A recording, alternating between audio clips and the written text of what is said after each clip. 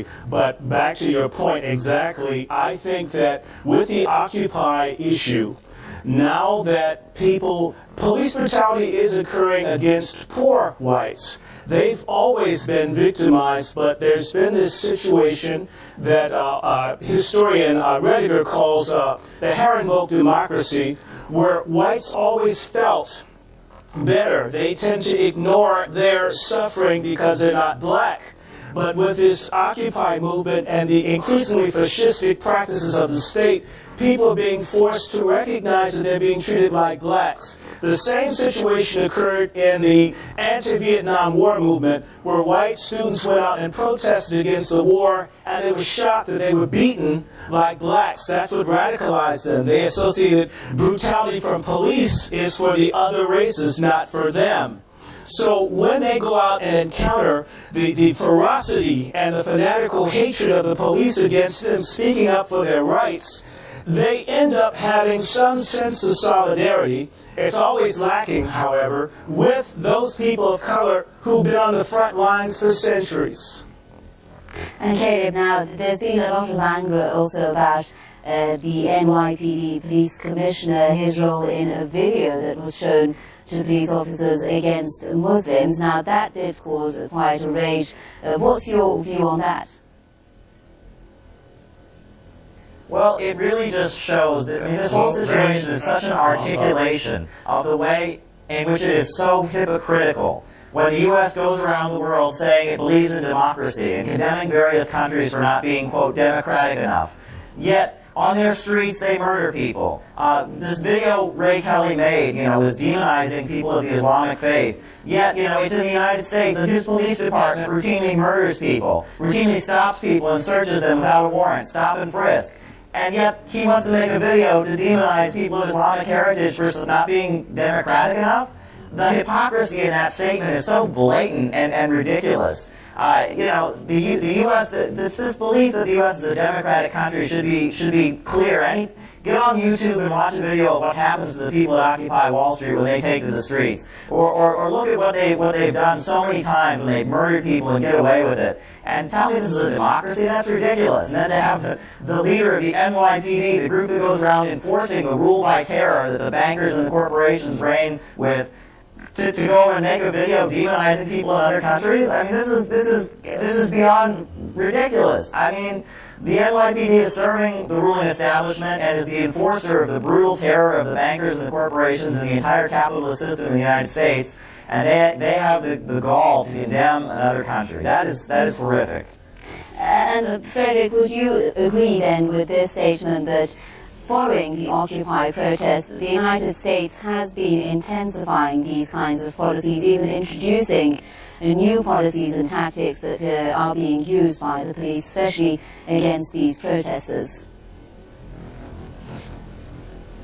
Well, sure.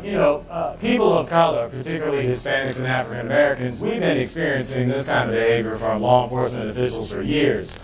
But with the emergence of the Occupy movement, now white Americans, even middle-class white Americans, are starting to experience some of these measures imposed upon them. I mean, at these rallies, you've had protesters who have been pepper sprayed. In some instances, there's been reports of police firing on them with rubber bullets. You've had any number of, violations of these people's human rights. And again, this is something that African Americans and Hispanics have dealt with for years. But now, white Americans are now starting to experience the wrath of these police departments in their efforts to really quell the movement. And it's not so much to protect the society. What law enforcement officials want to do is destroy the movement. That's really what this is about. They're taking orders from the highest offices, and they are been commissioned, essentially, or what their position is that we must crush this movement. And they will do whatever is necessary. Again, we've seen students in California pepper sprayed. We've seen, in some instances, again, a report of a rubber bullet being fired at someone, videotaping the police officers and dealing with the protesters. So again, this is a widespread effort on behalf of law enforcement officials to put down this movement. But one thing I would say, the protesters have been very resilient.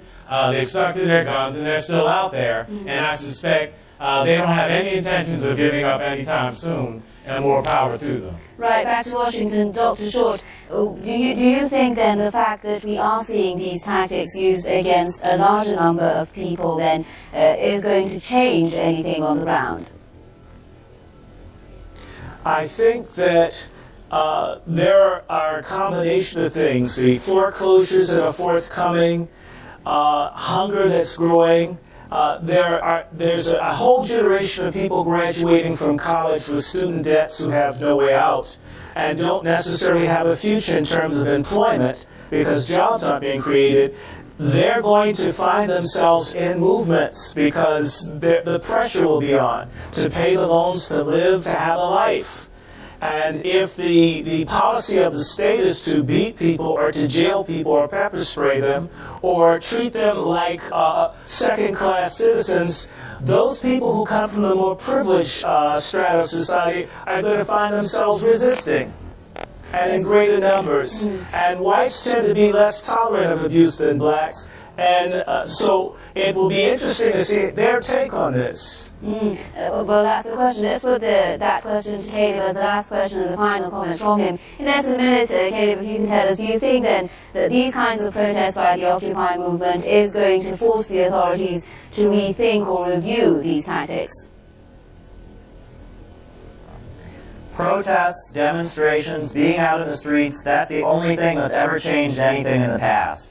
Never has change come through, begging a politician here or there. It's always been when people are out in the streets in big numbers, risking this kind of brutality and challenging the status quo that we've ever won justice. That's the only way justice has ever been won. So I do think that if there's any hope for changing this situation where this kind of brutality goes on, if there's any hope for that, it comes from being in the streets and demonstrating in huge numbers.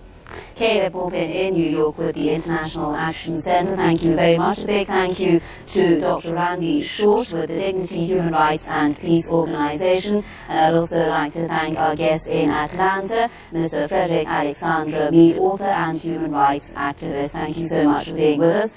From me, Mohammad Azli, and the rest of the team here in Tehran. Until our next program, it's goodbye.